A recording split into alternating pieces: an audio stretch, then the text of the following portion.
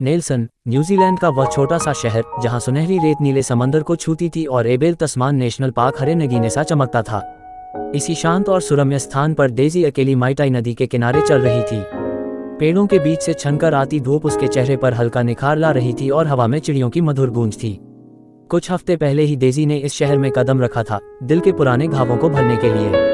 एक टूटी हुई मोहब्बत के बाद वह यहाँ जीवन की नई शुरुआत के लिए आई थी। नदी के किनारे एक कलाकार एड्रियन अपनी चित्रकारी में खोया हुआ था। उसका कैनवास अधूरा था, नदी के पानी की चमक और प्राकृतिक छटा को वह रंगों में उतारने की कोशिश कर रहा था। अचानक एक तेज हवा का झोंका उसकी स्केचम की चादरों को उड़ाकर ले गया। अरे संभलो, डेजी ने कहा और कुछ उड़ते पन्ने पकड़ लिए। उसने एड्रियन को वे चादरें वापस दी।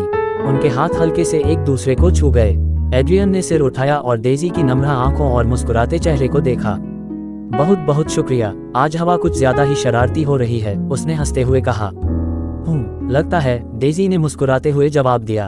उसकी नजर एड्रियन की पेंटिंग पर गई। ये बहुत सुंदर है, तुमने इस जगह की आत्मा को सच में पकड़ लिया है। शुक्रिया, एड्रियन ने थोड़ी झिझक के साथ कहा। मैं एड्रियन हूँ, मैं डेजी, मिलकर अच्छा लगा, उसने हाथ बढ़ाते हुए कहा। इसके बाद दोनों वहीं नदी के किनारे बैठकर बातें करने लगे। एड्रियन ने उसे बताया कि कैसे वह नेल्सन में बड़ा हुआ और प्रकृति की सुंदरता ने उसे एक कलाकार बना दिया। डेजी ने अपने बारे में बताया, भीड़भाड़ वाले शहर को छोड़कर इस शांत जगह में सुकून की तलाश में आने की कहानी। तुमने नेल्सन की बाकी जगहें देखी हैं? एड्रियन ने पूछा।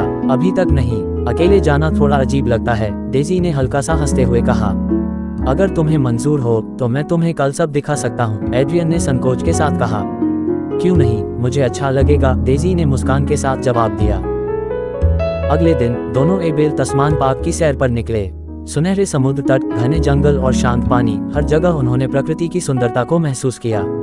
एड्रियन अपने स्केच पैड में दृश्य कैद करता रहा और डेजी अपने पुराने कैमरे से तस्वीरें खींचती रही। दोनों के बीच हंसी, कहानियां और खामोशियों का एक मधुर रिश्ता बनता चला गया। समय बीतता गया और उनका साथ एक गहरी दोस्ती में बदल गया। एड्रियन ने डेजी को अपने स्टूडियो में बुलाया, जहां डेजी उसकी पेंटिंग्स की तारीफ करती और बदले में वह उसके लिए खाना बनाती, अपना प्यार जताने का उसका तरीका। धीरे धीरे उनके बीच प्रेम की कोपलें फूटने लगीं। एक शाम ताहुनानुई बीच पर तारे चमक रहे थे। एड्रियन ने डेजी का हाथ थामा और कहा, तुमने मेरे जीवन में ऐसे रंग भर दिए हैं जिनकी मुझे कभी उम्मीद नहीं थी, और तुमने मुझे सिखाया कि कैसे हर छोटी चीज की कदर करनी चाहिए, डेजी ने जवाब दिया। मुझे लगता है मैं यहाँ तुम्हारे साथ घर जैसा महसूस करती हूँ। उस दिन से वे एक दूसरे के हो गए। एड्रियन ने डेजी की एक पेंटिंग बनाई, माइटाई नदी के किनारे, जहाँ उसकी सुनहरी जुल्फें सूरज की रोशनी में चमक रही थीं। उसने उस पेंटिंग का नाम रखा माई म्यूज, मेरी प्रेरणा। वर्षों तक दोनों ने साथ मिलकर जिंदगी के हर लम्हे को जिया। उन्होंने आर्ट प्रदर्शनियां आयोजित की, न्यूजीलैंड के हर कोने की सैर की और अपने घर के बगीचे में डेजी के फूलों की क्यारियां लगाईं, उनके प्रेम का प्रतीक। वृद्धावस्था में जब वे नेल्सन की पहाड़ियों को निहारते हुए अपने बरामदे पर बैठे थे, डेजी ने हल्के स्वर में कहा, हमने कितनी खूबसूरत जिंदगी जी है ना? एड्रियन ने उसके माथे पर प्यार से चुंबन दिया और मुस्कुराते हुए कहा, सबसे खूबसूरत मेरे प्यार। इस तरह उस शहर में जहां उनकी कहानी शुरू हुई थी, उन्होंने जीवन भर एक दूसरे के साथ हर सुख दुख में प्रेम को जिया और यह साबित किया कि सच्चा प्यार पर्वतों और समंदर की तरह स्थायी और अटूट होता है।